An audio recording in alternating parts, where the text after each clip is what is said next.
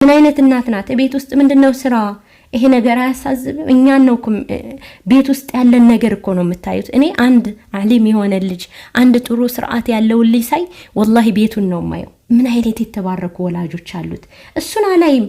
እሱ እኮ አይደለም ልክ እንደ መስታወት አልፌ ቤተሰቦችን ነው ማየው። ዋው ምን አይነት እናት ናት! ማሻአላህ ምን አይነት ቤት ውስጥ ምን አይነት የተሳካ ቤት አለ ነው ምለው እንጂ ይሄ ልጅ ምን አይነት እንትን ነው አይደል? እሱ ከቤት ካላመጣው ከየት ያመጣዋል? በዱዓዬ በተግባሬ በሰበብ በማድረሴ እኔ ካላወጣሁት እሱ ከየት ይወጣል? ስለዚህ እንደዛ ብላ በጣም አፈረቻች ሴት።